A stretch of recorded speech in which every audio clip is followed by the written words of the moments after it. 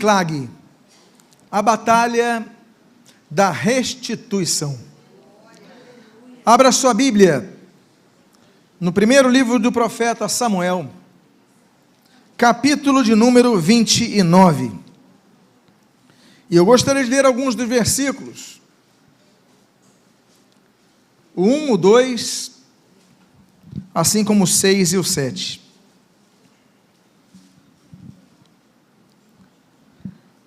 Registra a palavra de Deus. Ajuntaram os filisteus todos os seus exércitos em Afeca, e acamparam-se os israelitas junto à fonte que está em Jezreel. Os príncipes dos filisteus se foram para lá com centenas e com milhares, e Davi e seus homens iam de Áquis na retaguarda. E então Áquis chamou a Davi e lhe disse: tão certo como vive o Senhor, tu és reto, e me pareceu bem que tomes parte comigo nesta campanha, porque nenhum mal tenho achado em ti, desde o dia em que passastes para mim até o dia de hoje. Porém, aos príncipes não agradas. Volta, pois, agora, e volta em paz, para que não desagrades aos príncipes dos filisteus. Oremos. Pai amado, Deus bendito, lemos a tua santa e preciosa palavra, Pai, e nós pedimos: abençoa a nossa vida, fortalece a nossa fé, abençoa o nosso ano, dirige-nos na tua palavra, porque a tua palavra é direção para nossas vidas, como diz o Salmo 119 e 105. O que nós pedimos, que jamais nos desfiemos para a esquerda nem para a direita, como diz Deuteronômio capítulo 5, mas prossigamos no reto caminho. O que nós fazemos, e fazemos agradecidos em nome de Jesus. Amém e amém. Davi é um homem com uma gratidão muito grande, é um homem grato, é um homem com uma consciência muito forte em relação à sua vida. E Davi teve um momento na sua vida que ele foi perseguido por Saul, e vocês conhecem essa história, e o único local que Davi conseguiu refúgio foi exatamente com os inimigos de Israel, os inimigos tradicionais de Israel, os filisteus. Davi, perseguido por um rei israelita, como ele o era, consegue ser guardado no meio do território inimigo. Depois disso ele volta, prossegue a sua vida, e agora esses mesmos inimigos de Saul e de Israel, eles estão numa luta, eles estão passando por um problema, uma batalha, e vão enfrentar Saul. O que Davi faz? O Davi tem uma consciência muito forte, ele fala: peraí, no momento que eu precisei de ajuda, os filisteus me receberam. E olha, os filisteus, que surgem na história de Davi, quando Davi derruba o maior deles, que era Golias. Mas quando Davi precisou, os filisteus já agruparam e falaram: não, peraí, eles estão numa batalha contra Saul, eu tenho que ajudar os filisteus. E a Bíblia diz que Davi sai com seus homens do local que estava em Ziclag, e vai na retaguarda de Áquis, e aquele homem então, aquele chefe filisteu, ele quando vê o grupo de Davi, ele fala: Davi, mas o que você está fazendo aqui? E Davi fala: olha, eu vim ajudar o senhor não me ajudou, o senhor não me protegeu no momento de maior dificuldade, então eu estou vindo aqui para retribuir, aqui estão meus homens. Só que aquele líder filisteu, ele falou: não, Davi, olha, eu te agradeço do fundo do meu coração, sei que a sua vontade é melhor, mas sabe qual é o problema? Você é israelita, e os meus outros príncipes aqui filisteus não estão levando muita fé que você vai estar com a gente. Eles estão temendo que no meio da batalha você se volte contra nós, eles não confiam em você. Eu confio, mas os outros não confiam. Então Davi, faz o seguinte: olha, a tua dívida está paga. Ele diz ali: volta em paz, voltem vocês para a tua terra, você não deve mais nada para a gente, está tudo certo. Davi então, que foi ajudar os filisteus na melhor das intenções, ele prossegue e volta para sua casa. E aí começa a nossa história. A nossa história começa no versículo seguinte, que inicia o capítulo de número 30 de 1 Samuel, quando nós lemos: sucedeu, pois, que chegando Davi e os seus homens ao terceiro dia a Ziclag, já os amalequitas tinham dado com ímpeto contra o sul e Ziclag, e a esta ferido e queimado. Quando Davi volta para a sua região, a sua terra, a terra onde estavam seus parentes, 3 dias, a Bíblia diz, ao terceiro dia, ele vai chegando ali, E quando ele começa a ver, está vindo uma fumaça escura na direção de nossas casas. E ele vai se aproximando, e eu imagino Davi e os seus homens tensos naqueles cavalos, mas essas fumaças estão vindo de nossas casas. E eu fico imaginando então que Davi e os seus homens começaram a correr, a bater mais nos seus cavalos, e quando chegam ali, diz a Bíblia, que aquela cidade estava toda incendiada.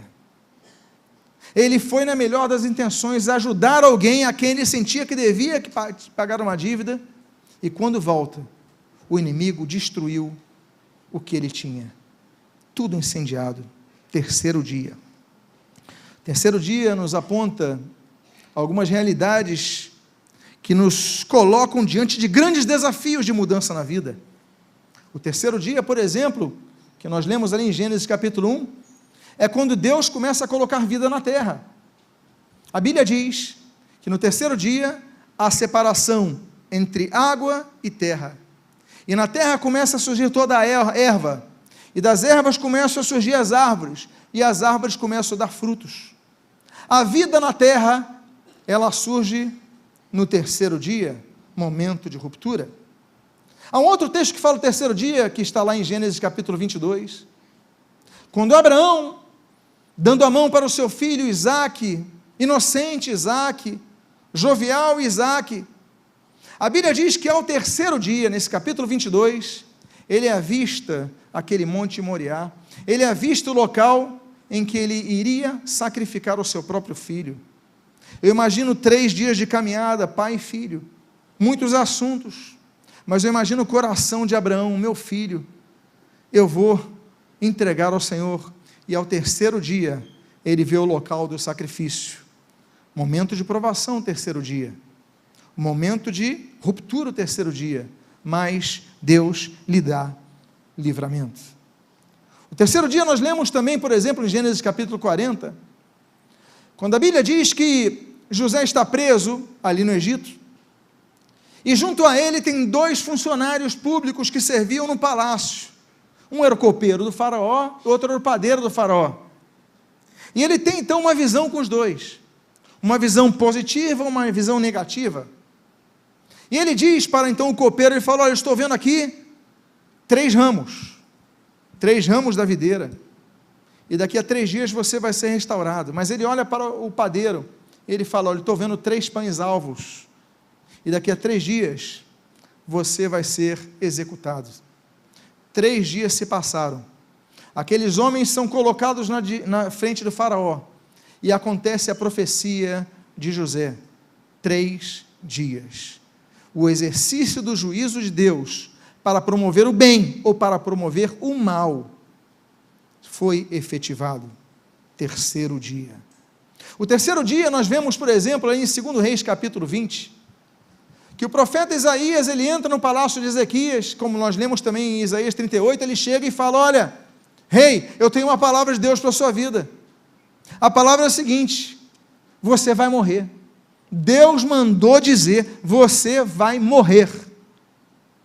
E a Bíblia diz então que aquele rei Ezequias começa a chorar, ele se volta à parede, ele chora, ele clama ao Senhor, e diz a Bíblia, que Isaías não tinha saído do palácio, quando Deus falou assim, volta para Ezequias, e dá uma palavra para ele. Isaías então, o profeta, obedece, e o palaciano profeta, ele volta, e diz para Ezequias o seguinte, Ezequias, Deus manda te avisar, que ao terceiro dia, voltes à casa do Senhor.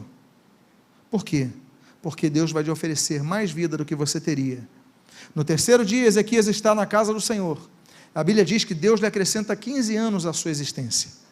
Deus muda as coisas. O terceiro dia nos mostra tanto, não é verdade? A Bíblia diz, por exemplo, sobre o terceiro dia, que o Senhor Jesus, ele profetiza, Mateus capítulo 20, ele diz que ressuscitaria no terceiro dia.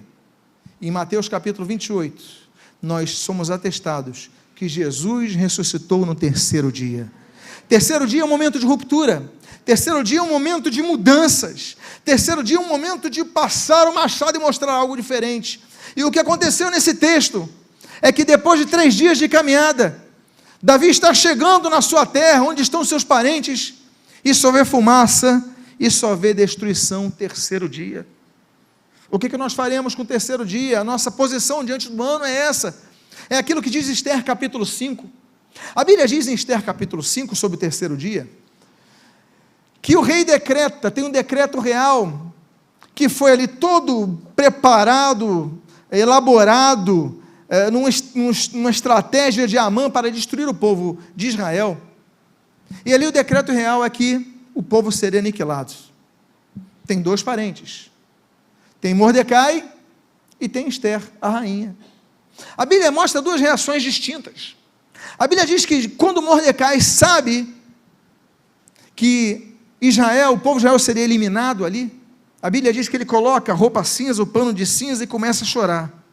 Mas Esther, ela fala assim, não, eu vou fazer o seguinte, eu vou me preparar, vou me embelezar, e a Bíblia diz que 3 dias depois dela se preparar, se embelezar, coloca os seus melhores vestidos, coloca os seus melhores perfumes, chama as suas melhores serviçais, a Bíblia diz que ela chega na presença do rei, e a Bíblia diz que isso agrada ao rei, e quando ela chega, ela fala, rei, eu quero convidar o Senhor a um banquete, o Senhor iria?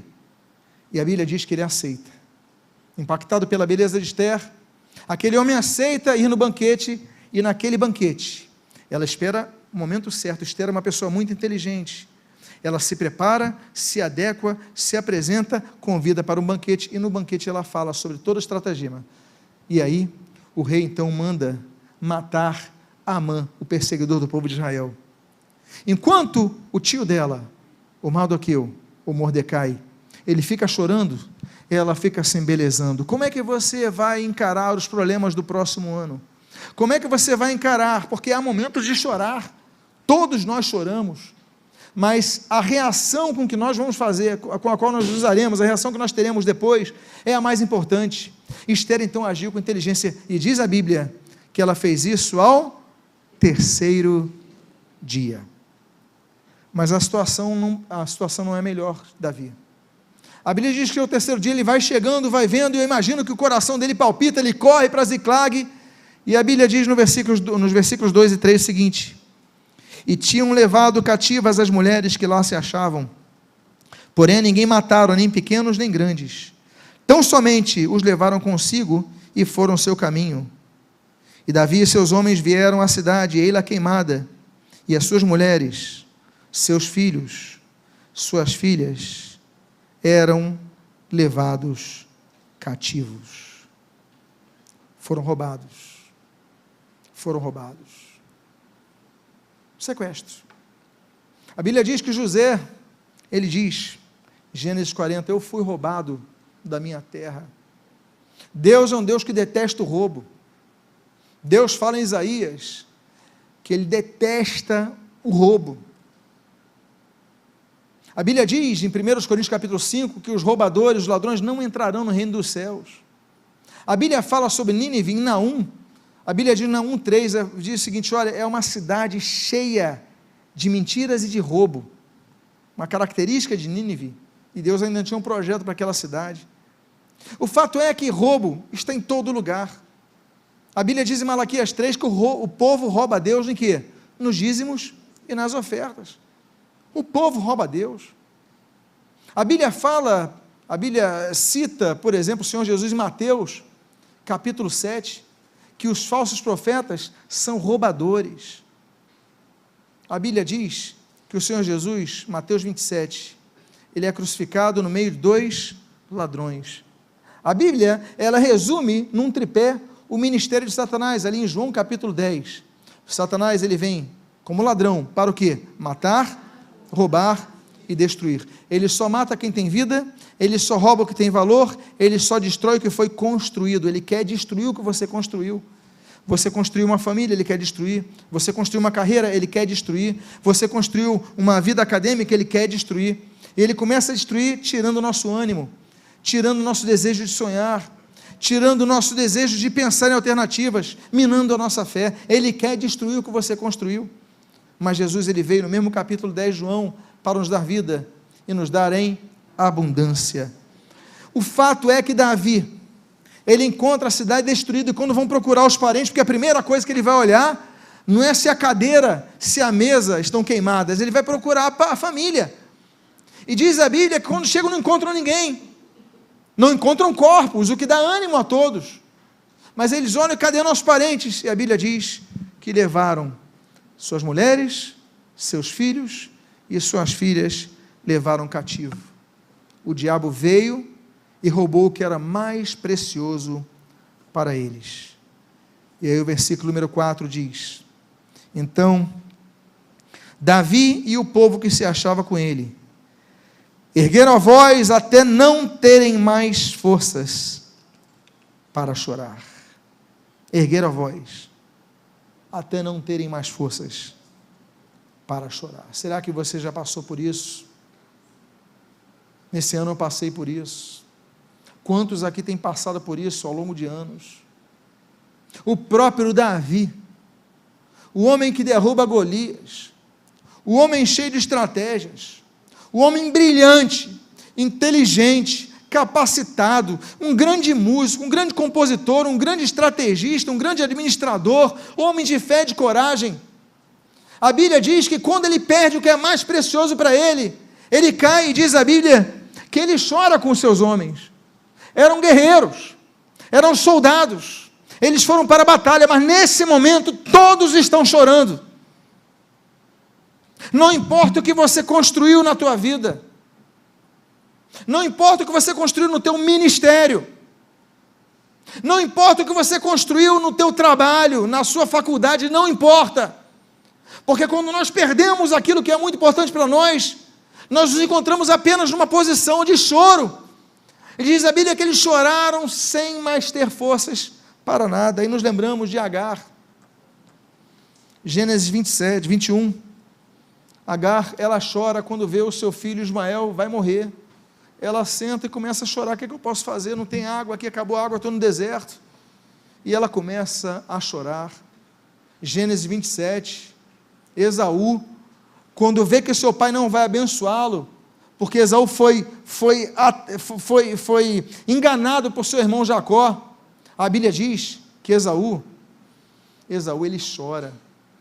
O próprio José, que é filho de Jacó, a Bíblia diz que quando ele encontra o seu irmão Benjamim, que ele não conhecia, que nasceu depois dele ter sido roubado, sequestrado, retirado do seu povo, pelos seus irmãos, a Bíblia diz que ele chora amargamente, e a Bíblia diz que o mesmo José, quando encontra seu pai, também chora muito. Nós temos o choro, por exemplo, daquela decepção com nós mesmos, como de Lucas capítulo 22, Pedro, a Bíblia diz que quando ele percebe que ele traiu Jesus, nas 3 vezes, quando o galo canta, ele fala, meu Deus, eu traí meu Senhor. É um choro com o que ele próprio fez. Talvez você seja um Pedro, não que tenha traído Jesus, mas que você olha e fala, meu Deus, o que eu fiz na minha vida? Por que eu tomei essa decisão nesse ano? Por que eu fui por esse caminho? E você começa a chorar. E nos lembramos, amados irmãos, que o próprio Senhor Jesus, ele chorou, e chorou 3 vezes. A primeira vez que Jesus chora está em Betânia, João capítulo 11, versículo 35, quando ele sabe da morte do seu amigo Lázaro, a Bíblia diz, Jesus chorou. A segunda vez, Lucas capítulo 19, quando Jesus está descendo o Monte das Oliveiras, ele olha Jerusalém, que gritaria, Hosana ao que vem o Filho, em nome do Senhor, bendito aquele que vem em nome do Senhor, ele começa a chorar, porque ele sabe que logo depois vão gritar, solta Barrabás. E a terceira vez, Lucas 22, quando ele está ali no jardim de Getsêmani, a angústia vem no coração dele, ele começa a chorar, o Senhor Jesus não foi poupado do choro. Por isso que a Bíblia diz, Eclesiastes capítulo 3, versículo 4, há tempo de rir, mas há tempo de chorar. Mas uma coisa eu quero deixar para vocês, aquela promessa do Salmo de número 30, versículo 5, ela se aplica em nossas vidas, porque o choro pode durar uma noite, mas a alegria vem pela manhã. Diga a pessoa que está do seu lado, a alegria vem pela manhã. Glória a Jesus, a alegria vem. Diga a pessoa que está do seu lado, a alegria vem. A situação vai piorando, ele chora, não tem mais força de chorar, e depois do choro, A Bíblia diz no início do versículo número 6, Davi muito se angustiou, pois o povo falava de apedrejá-lo, porque todos estavam em amargura, cada um por causa de seus filhos e de suas filhas. Davi se angustiou, agora queriam matá-lo, seus homens queriam matá-lo. Existe um momento da vida que as pessoas perdem a racionalidade, não é verdade? E querem achar o bode expiatório. Espera aí, Davi me fez sair de casa para eu guerrear com os filisteus contra Saul, e agora que eu volto, nossas casas estão queimadas, mas e nossos filhos, e nossas esposas, nossa família?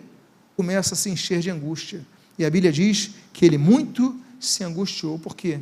Queriam apedrejá-lo. Ia resolver alguma coisa apedrejar Davi? Não ia resolver nada, não ia resolver nada. Davi só ia ser o bode expiatório daqueles homens, e o que aconteceu ali? É o dia de angústia. A Bíblia fala do dia de angústia, Naum capítulo 1 fala do dia de angústia, Gênesis capítulo 35 lá com Jacó fala do dia de angústia. A Bíblia fala no livro de Daniel, profeta Daniel, capítulo 9, sobre as 70 semanas de Daniel, isso é escatológico. Nas 69 semanas de Daniel, serão tempos de angústia. Angústia vem a todos. Você fica angustiado porque você até perde o teu ritmo de respirar, o seu coração palpita, você não vê esperança, você não tem esperança nenhuma, tudo queimado, família sequestrada, meus homens querem me matar. Aí nessa hora, você desiste da vida, nessa hora, você desiste de tudo, você fala, não quero mais saber de nada, rompe com tudo, rompe com todos, você desiste da vida, você não clama ao Senhor. Eu lembro de um homem, segundo Crônicas, capítulo 33, Manassés, o rei. A Bíblia diz que quando ele é preso, ele faz muitas coisas ruins diante do Senhor, Deus envia o juízo, envia os assírios. E a Bíblia diz que os assírios pegam o rei Manassés e o penduram em gancho. Imagina a dor de um rei que é colocado em ganchos, no sentido de humilhar, mas a Bíblia diz que naquele momento, ele se angustiou, porém ele clamou ao Senhor, e depois o Senhor o livrou daquele momento.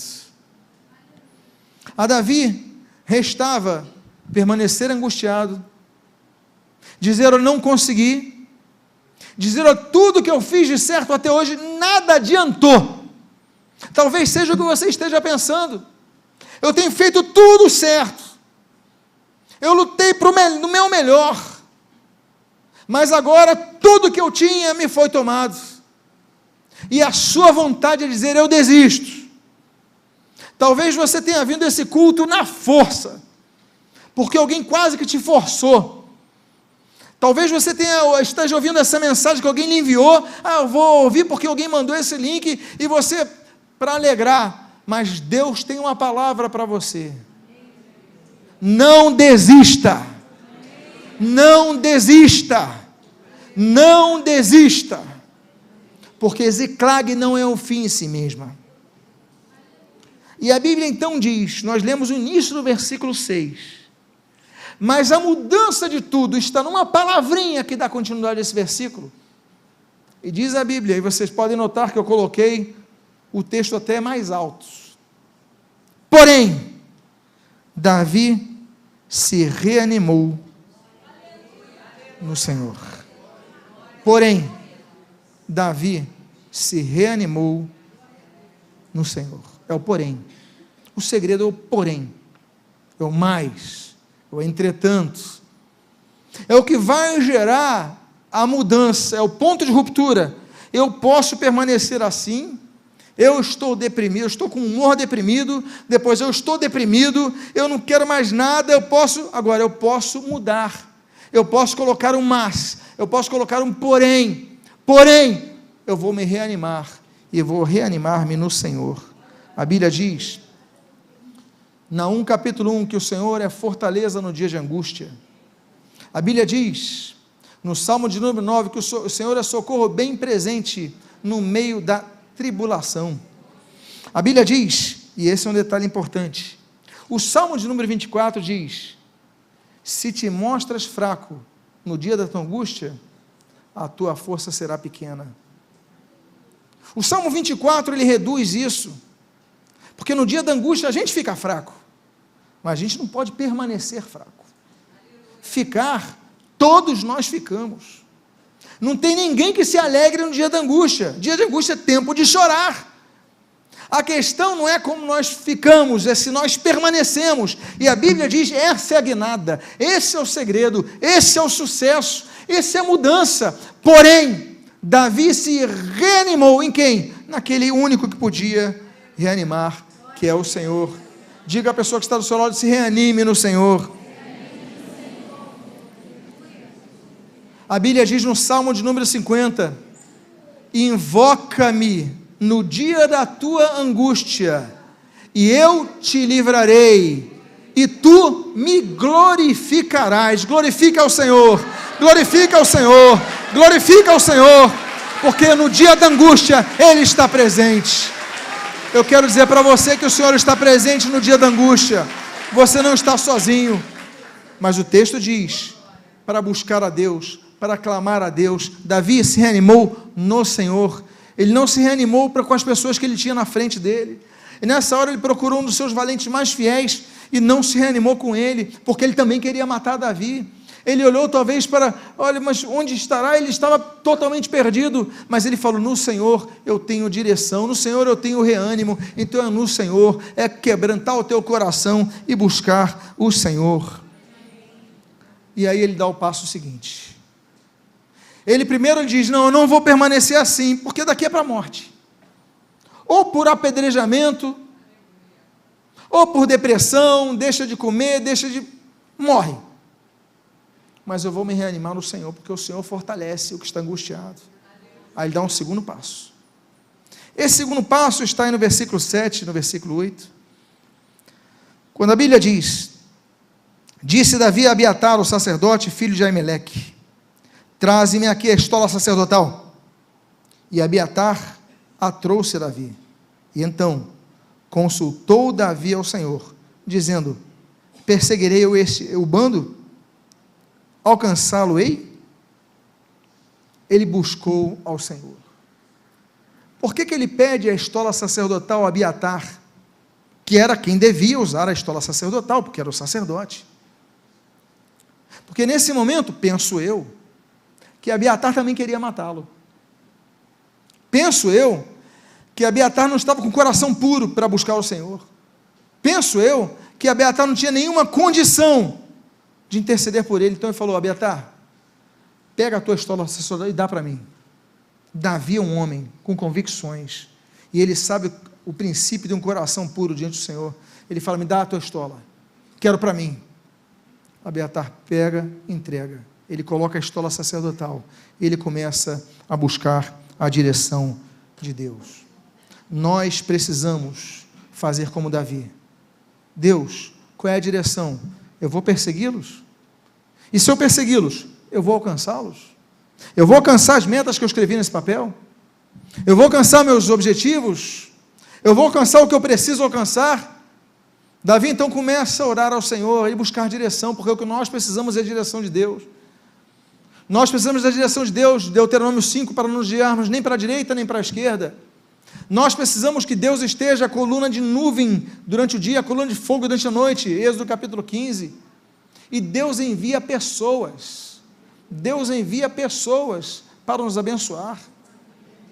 Assim como, por exemplo, Atos capítulo 8, a Bíblia diz que Deus enviou Felipe, aquele eunuco, para pregar para ele, para levá-lo ao batismo nas águas, para levar o evangelho ao nordeste da África, através daquela conversão. Deus enviou Felipe. Capítulo seguinte, capítulo 9 de Atos, nós temos outro caso interessante, que a Bíblia diz que Saulo de Tarso, ele está cego depois do encontro com Cristo, mas Deus toca Ananias, e vai: Ananias, vai lá para aquela rua direita e tal, e vai, busca ele, você vai orar por ele vai ser curado. Então Deus usa outras pessoas para te dar direção. O fato é que você tem que estar bem atento para a direção que você precisa ter. Buscar pessoas que tenham vida com Deus. O rei Josafá, segundo Reis, capítulo número 3, ele precisa de uma direção. E ele diz assim, mas onde eu vou achar essa direção? Tem algum homem de Deus por aqui? E as pessoas dizem, procura Eliseu. Ele vai a Eliseu. Eliseu dá direção a ele, é o testemunho. Procura andar com pessoas que tenham vida com Deus. Procure andar com pessoas que seguem no caminho de Deus, sem se desviar para a direita e para a esquerda. Procura colar nessas pessoas, porque Deus vai dar direção. Deus dá direção através de pessoas. Deus dá direção através de visões.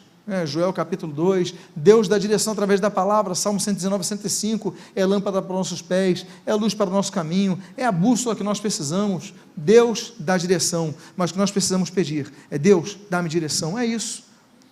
Ele pega a estola, sinal de busca a Deus, sinal de relacionamento com Deus, de contato com Deus, de intercessão junto a Deus, e fala, Deus, o que ele está dizendo ali é o seguinte, qual é a direção? Eu não sei se foram para a esquerda, para a direita, para o outro lado, e a gente não viu, não sei para onde eu vou.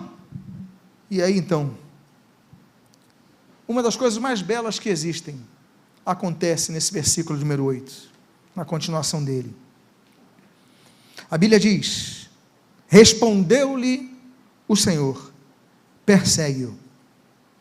Por quê? De fato alcançarás, e tudo libertarás. Uma das coisas mais maravilhosas que existem é quando nós ouvimos a voz de Deus. Ele busca o Senhor no meio da angústia. Ele busca o Senhor quando ninguém buscava o Senhor, nem o próprio sacerdote. Ninguém mais queria, só queriam vingança, só queriam o sangue dele. Ele busca o Senhor. E Deus então responde. Meus amados irmãos, Isaías 58, então clamarás ao Senhor, e Ele responderá, eis-me aqui, e gritarás por socorro, e Ele dirá, eu estou aqui. Deus é um Deus que socorre. Buscar o Senhor e viver, Amós capítulo 5, o segredo da vida é buscarmos ao Senhor. O que você tem buscado? Você tem feito projetos, ótimo. Você tem buscado conselhos com pessoas experientes, faça isso. Mas só não se esqueça de uma coisa, fundamentalmente, busca ao Senhor. Em todos os teus projetos, ora ao Senhor, clama ao Senhor, dá-me direção, levanta pessoas, abre portas, me tira de alguns lugares que eu posso caminhar, me ajuda, me alerta, abre meus olhos. E Deus vai dar direção, olha, faz isso. Vai, persegue porque você vai alcançar. Diga à pessoa que está ao seu lado, você vai alcançar o que te foi tomado. Começa a batalha da restituição. Versículo 9, versículo 10, a Bíblia diz, partiu, pois, Davi, ele e os 600 homens que com ele se achavam, e chegaram ao ribeiro de Besor, onde os retardatários ficaram. Davi, porém, 400 homens continuaram a perseguição, pois que 200 ficaram para trás, por não poderes de cansados que estavam, passaram o ribeiro de Besor. Nem todo mundo que está do teu lado vai continuar na tua jornada para você alcançar o que te foi tomado.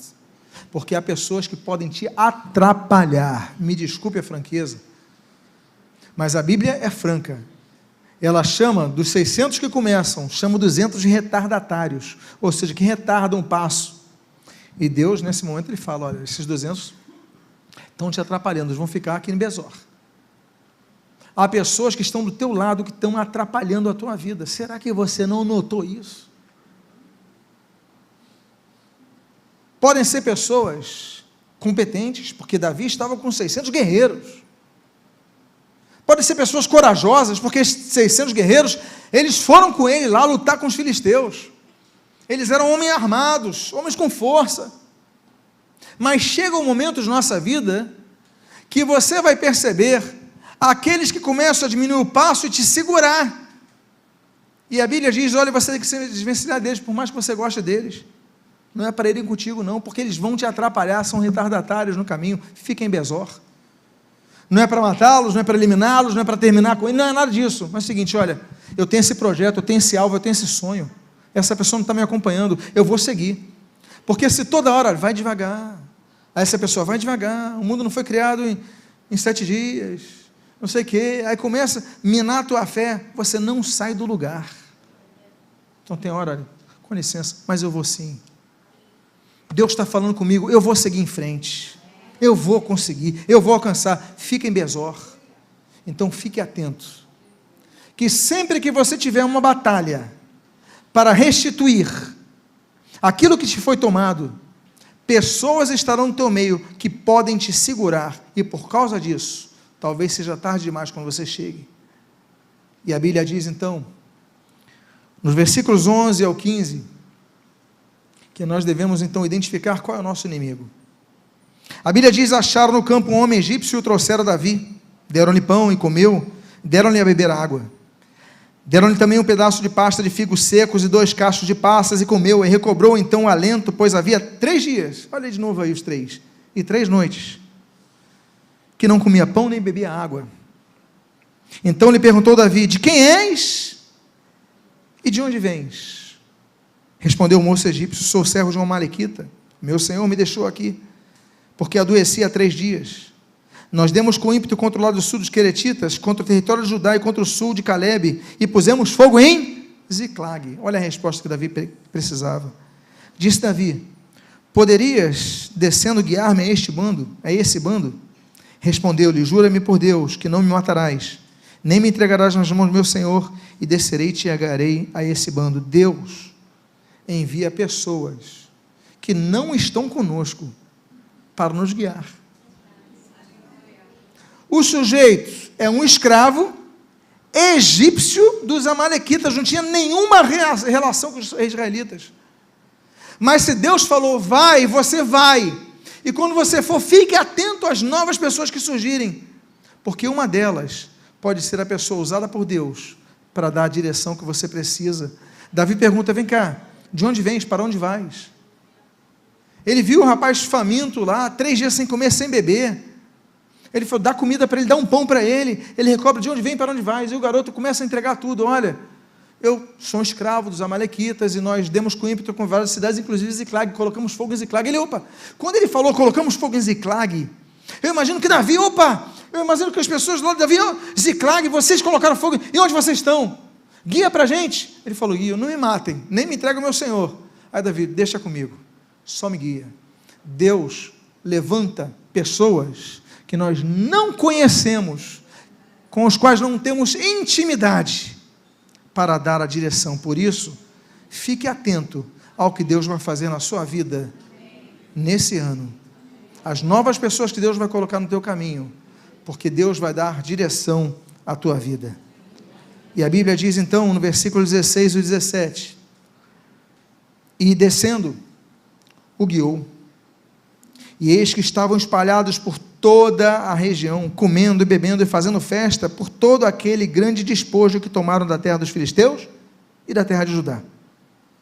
E aí começa, a Bíblia diz: feriu Davi, desde o crepúsculo vespertino até a tarde do dia seguinte, e nenhum deles escapou, senão 400 moços, que montados em camelos, fugiram. Deus, a Bíblia diz, Salmo 24, que Deus é poderoso nas batalhas. A Bíblia diz em Êxodo 15, que Deus é o Deus de guerra. A Bíblia diz em Isaías capítulo 6, que Ele é o Senhor dos exércitos. Ele luta por nós, Ele nos dá força para lutar. Estou falando de 400 homens, cansados, 200 ficaram, tem 400 aqui, cansados, quebrados, mas ele tem uma motivação. Qual é a motivação dele? Recuperar minha família. Eles não desistiram. Isso os motivou a ter uma guerra de 24 horas. Diz ali o texto, do crepúsculo vespertino até a tarde do dia seguinte. É guerra, incansavelmente. E a vantagem deles era que os outros estavam fazendo festa, diz ali, estavam comendo, bebendo, fazendo festa, por tudo que pegaram. Ou seja, os de Israel começam a lutar pela minha filha, pelo meu filho, pela minha esposa, começam a batalhar. E a Bíblia diz que eles obtêm vitória. A vitória vem depois da batalha. A batalha acontece depois que Deus dá direção. Deus dá direção quando você clamar ao Senhor. E você vai clamar ao Senhor, mesmo que o seu coração esteja chorando, sem ter mais forças para chorar. Isso não é o teu fim. Isso é apenas o início de uma reconquista que Deus quer te dar. E a Bíblia diz, em Jeremias capítulo 21, que Deus faz retroceder as armas de nossos inimigos. E aí o versículo 18, a Bíblia diz, e assim Davi salvou tudo quanto haviam tomado os amalequitas, e assim salvou, e não lhe restou coisa alguma, nem pequena, nem grande, nem os filhos, nem as filhas, nem o despojo, nada do que lhes haviam tomado, tudo Davi tornou a trazer. Diga à pessoa que está do seu lado, tudo você vai tornar a trazer. Diga à pessoa que está do seu lado, tudo você vai recuperar. Tudo.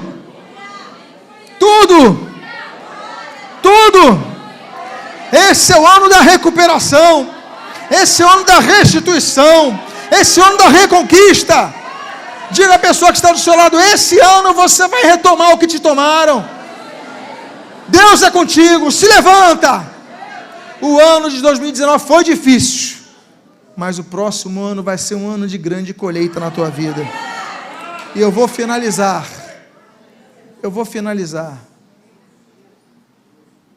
com um versículo, que é o versículo número 20, que diz, também tomou Davi todas as ovelhas e o gado, e os levaram diante de Davi e diziam, este é o despojo de Davi. Por que eu finalizo com esse versículo? Eles pegam todo o despojo do inimigo, mas ele cita duas características desse despojo. Diz aqui, ovelhas e gado. Eu faço uma pergunta a vocês, o que eles ofereciam em sacrifício ao Senhor? Ovelhas e gado. No final de tudo, de todos os despojos, esse texto não colocou ouro, esse texto não colocou prata, esse texto não colocou espadas e escudos, esse texto não colocou as lonas, as tendas, esse texto colocou que além de serem restituídos em tudo que perderam, eles tomaram dos inimigos ovelhas e gados. O que Deus vai te dar, Ele vai te dar pelo poder dEle, mas uma coisa você vai ter que continuar fazendo, o teu altar deve estar acendido diante do Senhor por toda a sua vida. Ovelhas, gado, sacrifício ao Senhor, culto ao Senhor, louvor ao Senhor e adoração ao Senhor. E quando você tiver tudo em mãos, quando Deus, que é aquele Deus da restituição, que restitui, por exemplo, capítulo 42 de Jó, Ele restitui a Jó o dobro do que tinha. Quando Deus fizer isso a você, se lembre, eu não vou deixar de oferecer no altar de Deus o que é devido somente ao meu Senhor. Fique de pé nesse momento, aplauda ao Senhor Jesus, glorifica a Deus, e diga à pessoa que está do seu lado, não deixe de adorar a Deus nenhum minuto na sua vida. Não deixe de adorar a Deus no deserto, não deixe de adorar a Deus no campo, não deixe de adorar a Deus quando estiver incendiando a tua casa, os inimigos pegaram